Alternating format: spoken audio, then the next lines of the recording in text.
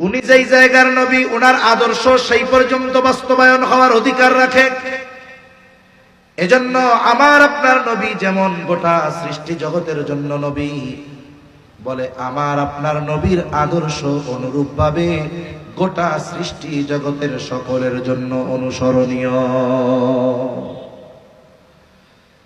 তাহলে 2 নাম্বার বিষয়টা কি? বলে তার মধ্যে কি গুণ থাকতে হবে?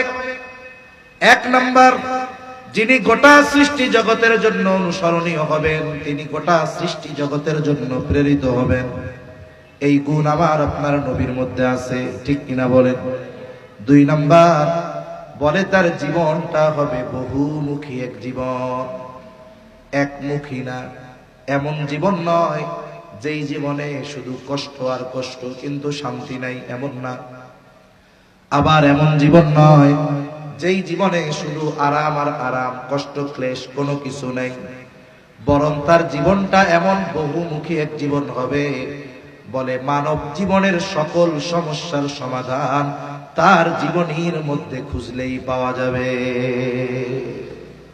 বলেন তো, মানব জীবনে এমন কোন সমস্যা কি আছে যেই সমস্যার সমাধান আমার আপনার নবীজির জীবনী থেকে পাওয়া যাবে না? এমন কোন সমস্যা মানব জীবনে আছে? নাই। বরং আমার আপনার নবীর জীবন বহুমুখী। এই বিশাল কথা এখানে রয়ে গেছে, কিন্তু স্বল্পতে যদি আমরা একটু খেয়াল করি তাহলে আমাদের বোঝা সহজ হবে। মনে করেন আল্লাহর রাসূল সাল্লাল্লাহু আলাইহি ওয়াসাল্লাম সর্বদিক দিয়ে সফল একজন ব্যক্তি ছিলেন, সর্বোচ্চ আদর্শের অধিকারী ছিলেন। মনে করেন একজন চিন্তা করছে সে বিবাহ করবে, বিবাহ করলে সে তো একজনের স্বামী হবে। তার চিন্তা যে আমি একজন আদর্শ স্বামী হব। বলেন তো আমার আপনার নবী আদর্শ স্বামী ছিলেন কি ছিলেন না? আয়েশা সিদ্দিকা রাদিয়াল্লাহু তাআলা আনহা বলেন, রাসূল আকরাম সাল্লাল্লাহু আলাইহি ওয়াসাল্লাম কোনদিন কোন কারণে তার গোলাম যারা ছিল, খাদেম যারা ছিল এবং তার সহধর্মিণী যারা ছিল, কোনদিন নবীজি সাল্লাল্লাহু আলাইহি ওয়াসাল্লাম তাদের গায়ে হাত তুলেন নাই। নবীজি কোনদিন তার স্ত্রীদের গায়ে হাত তুলেন নাই। এমন একজন নবী, তিনি আদর্শ স্বামী ছিলেন। এখন একজন চিন্তা করতেছে আমিও আদর্শ স্বামী হতে চাই, কিন্তু তার চিন্তা হলো আমি আদর্শ স্বামী হওয়ার গুণ মুহাম্মাদুর রাসূলুল্লাহ সাল্লাল্লাহু আলাইহি ওয়াসাল্লাম থেকে না নিয়ে ঈসা আলাইহিস সালাম থেকে আমি এই গুণটা গ্রহণ করব।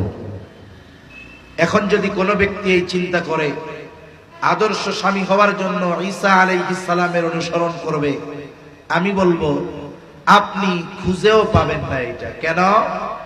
বলে আল্লাহ তাআলা ঈসা আলাইহিস সালামকে জমিন থেকে আসমানে উঠিয়ে নিয়ে যাওয়ার আগ পর্যন্ত যতদিন উনি দুনিয়ায় ছিলেন উনি বিবাহই করেন নাই। এখন যে বিবাহ করে নাই তার থেকে আপনি কেমনে আদর্শ স্বামীর গুণ গ্রহণ করবেন? এটা কি সম্ভব? সম্ভব না, কারণ উনি বিবাহই করেন, উনি কারো স্বামী হন না। তাইলে ওনার থেকে আপনি আদর্শ স্বামী কেমনে হবেন?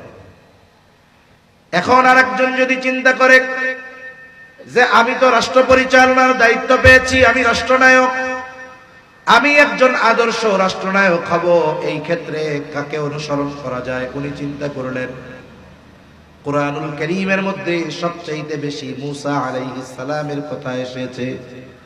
আমি আদর্শ রাষ্ট্রনায়ক হওয়ার জন্য মূসা আলাইহিস সালামের অনুসরণ করব, তার থেকে আদর্শ আমি গ্রহণ করব। আমি বলি আপনি কিয়ামত পর্যন্ত পাবেন না। কেন? বলে মূসা আলাইহিস সালাতু ওয়াস সালামকে আল্লাহ তাআলা রাষ্ট্র পরিচালনার দায়িত্ব দেন নাই। যিনি রাষ্ট্র পরিচালনা করেন নাই তার থেকে আপনি কেমনে এটা গ্রহণ করবেন? কিন্তু বলেন তো আমার আপনার নবী রাষ্ট্র পরিচালনার দায়িত্ব পালন করেছেন কি করেন না? কেউ যদি মনে করে যে আমার আপনার নবী শুধু মসজিদে নববীর ইমামতি করেছেন, এটা তার নিতান্তই ভুল ধারণা। আমার আপনার নবী মসজিদে নববীর মেম্বারে বসে রাষ্ট্র পরিচালনা করেছেন, ঠিক কিনা বলেন? এইরকম ভাবে আমি আপনি যদি আমার আপনার জীবনের প্রত্যেকটা দিক উত্তম আদর্শের আলোকে সাজাতে চাই, আমাকে আমার আপনার নবীর জীবনের দিকে নজর দিতে হবে। কারণ আমার আপনার নবীর হায়াত এমন এক হায়াত, এমন এক জীবন, মানব জীবনের সকল কিছুর সমাধান একমাত্র আমার আপনার নবীর জীবনীতেই পাওয়া যায়।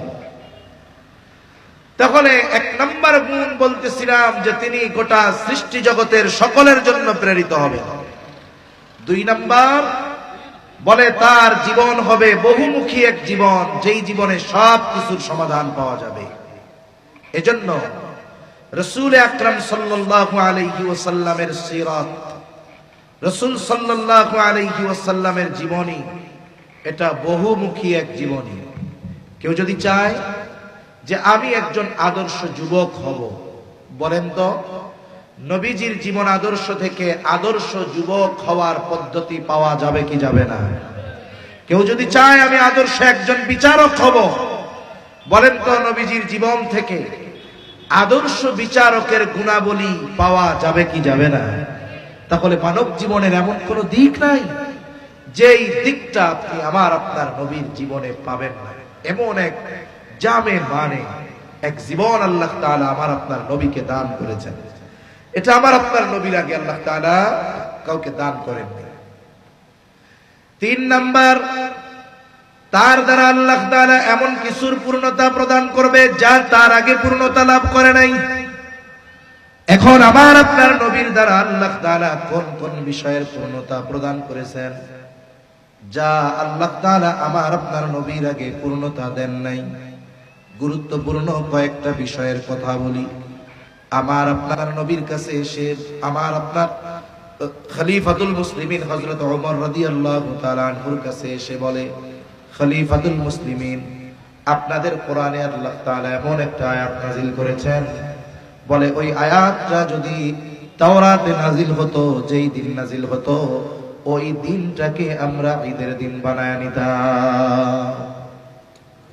ইহুদি এসে খলিফাতুল মুসলিমিন হযরত ওমর রাদিয়াল্লাহু তাআলা আনহুর কাছে এই কথা বলতেছে, আমার আপনার নবীর আগে আর কোন নবী গোটা সৃষ্টি জগতের জন্য আল্লাহ তাআলা নবী হিসাবে কাউকে পাঠিয়েছেন?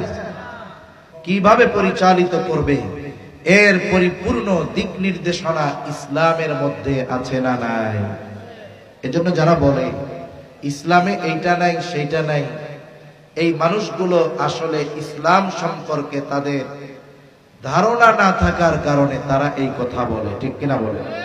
এই পৃথিবীতে যত ধরনের অনাচার অবিচার আছে, যত ধরনের সমস্যা আছে, মনে রাখবেন হাজারো তন্ত্র মন্ত্র প্রতিষ্ঠিত হবে, আল্লাহর কসম, যতদিন পর্যন্ত না আমরা কোরআন এবং সুন্নাহর আলোকে ব্যক্তিগত জীবন থেকে নিয়ে রাষ্ট্রীয় জীবন পর্যন্ত কোরআন এবং সুন্নাহকে প্রতিষ্ঠিত না করতে পারবো, আল্লাহর কসম ততদিন পর্যন্ত পরিপূর্ণ শান্তি এই পৃথিবীতে আসবে না।